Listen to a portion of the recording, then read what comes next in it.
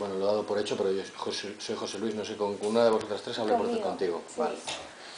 Muy bien. Pues, a ver, sí, en Finlandia, pues, la finalidad de la educación es apoyar el desarrollo de alumnos como seres humanos solidarios, miembros éticos y responsables de la sociedad. ¿Cree que la educación española transmite esos valores? Sobre el papel sí, y en buena parte de la práctica en la escuela pública también. Sin embargo, no así en la enseñanza privada, que tiene unos parámetros distintos y en función del ideario puede estar más o menos próximo a ello. En países como Alemania, Islandia o Noruega, la educación está estrechamente relacionada con la religión. Valores como el respeto a Dios, la ética cristiana, la educación cristiana y moral. ¿Son partidarios de esto? No. Nosotros pedimos expresamente que la educación esté al margen de las ideologías y en ello entran las ideologías religiosas, obviamente. Lo que entendemos como espacio de la educación es un espacio común en el que lo que nos une a todos esté presente y lo que nos diferencia quede para el ámbito privado. Y la religión lo entendemos como algo, una opción personal, respetable siempre, pero que pertenece al ámbito privado y que debería de estar fuera de la educación, fuera de los centros educativos. Otra cosa es que alguien elija un centro privado con un ideario religioso. Bueno, en esa óptica nosotros no tenemos nada que objetar, pero en el ámbito público no. En el ámbito público la religión debería estar fuera, sí.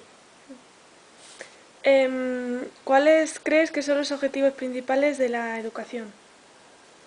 Pues la educación integral de la persona, desde todos los aspectos, para conseguir ciudadanos absolutamente preparados para desenvolverse en cualquier situación. Y cuando decimos esto nos referimos a una educación que no marque desde edades muy tempranas el futuro de las personas, sino que les dé herramientas para poder decidir en cualquier momento su futuro e incluso cambiarlo. Y vamos en una dinámica diferente.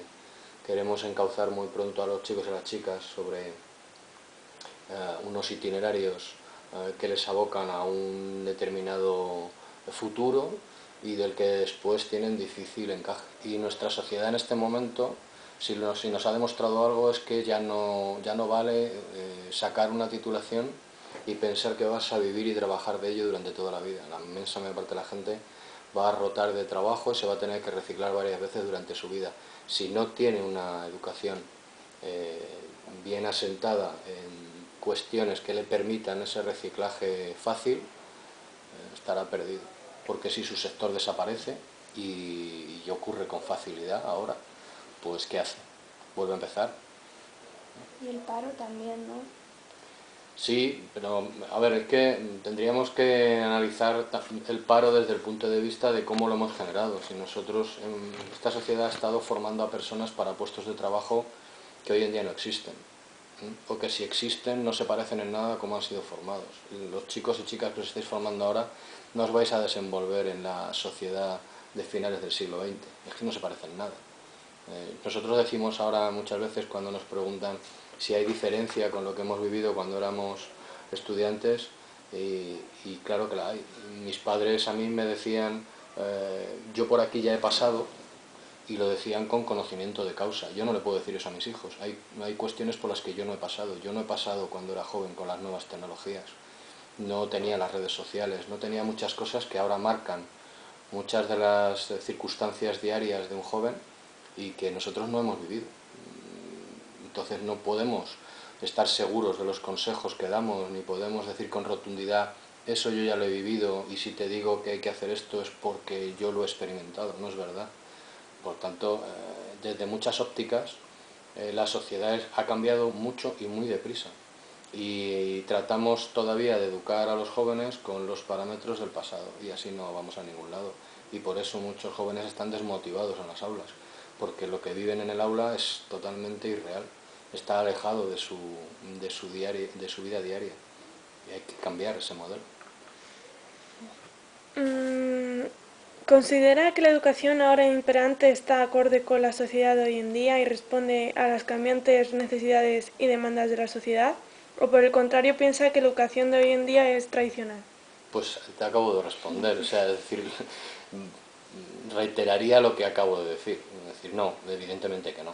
No responde a las necesidades actuales y mucho menos a las futuras, porque un chico o una chica que ahora mismo esté en primaria se va a encontrar con la necesidad de integrarse en la sociedad del año 2030. Y es que la del año 2030 no podemos saber cómo es, pero desde luego no va a ser ni la de hoy, ni mucho menos la de hace 20 años. Mm, En 1990 la LOCSE acordó establecer la obligatoriedad de escolarización en 10 años, de los 6 a los 16. ¿Cuál es su opinión respecto a este asunto? Pues es uno de los grandes avances sociales que ha hecho este país y se debería de mantener. Incluso el debate en algunas organizaciones es si extenderlo hasta los 18. Y sabemos que genera un debate profundo porque hay también otra parte de la sociedad que no solamente no va a querer extenderlo hasta los 18, sino que incluso plantea volver al escenario de los 14 o de los 15, ¿no? Es evidente que cuando ese marco legislativo no estaba, solamente 2 de cada 10 alumnos podían realmente terminar o cursar estudios de secundaria. Con los parámetros de abandono escolar que ahora tenemos y que ciframos alegremente en el 30%, antes de que se pusiera en marcha el marco legislativo de la LOCSE, estábamos en unas cifras del 80%, con los mismos parámetros. Por tanto, es un avance espectacular. Hoy en día, cualquier joven que tenga capacidad puede llegar a cualquiera de las titulaciones y a cualquiera de los futuros que se pueda proponer. Y eso antes no era así. Eso antes no era así. Y no hace mucho de eso. Hace 3 o 4 décadas la inmensa mayoría de los ciudadanos sabían que pertenecían a una clase social y que su futuro estaba muy ligado a aquella a la que pertenecía y no podía saltar. Es cierto que todavía hay algunos ámbitos de la sociedad que están vetados, vedados, o que es difícil entrar en ellos porque bueno, son terrenos muy corporativistas, pero eso ya son cuestiones muy puntuales y que también tendrán que terminar de abrirse, ¿no? Normalmente muy ligados al ámbito de la justicia, jueces, etcétera. Bueno, hay determinados terrenos en los que todavía hay mucho que avanzar, pero hoy en día cualquier joven tiene todas las posibilidades y eso se debe a este marco legislativo, que es mejorable como todos y que nosotros como organización somos conscientes de sus lagunas desde nuestro punto de vista y pedimos que se mejore, pero desde luego ha sido un cambio espectacular. De hecho, en Europa y en el resto del mundo se habla del milagro español y es por eso, ¿no? Es por eso. Tener en cuenta que nosotros hoy en día todavía tenemos unas tasas de analfabetización 10 veces superiores a las de Cuba, por ejemplo.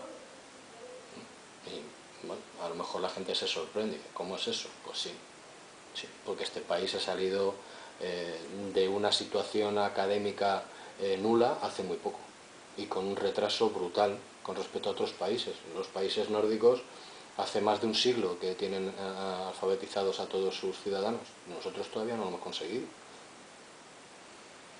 En Eslovenia, por ejemplo, se ha empleado media hora a la semana para debatir en clase. ¿Qué piensa al respecto? ¿Le parece una buena medida o por el contrario es una pérdida de tiempo? A nosotros nos parece una buena medida. Hemos pedido expresamente, nuestro movimiento asociativo ha pedido expresamente que en las aulas se dedique más tiempo a las asambleas y al debate y a la exposición en público, al intercambio de opiniones sin necesidad de que eso tenga que estar absolutamente encorsetado y regulado por un currículum escolar que debe ser modificado, porque en el fondo vivimos en una sociedad ahora en la que la gestión de la información es lo que prima.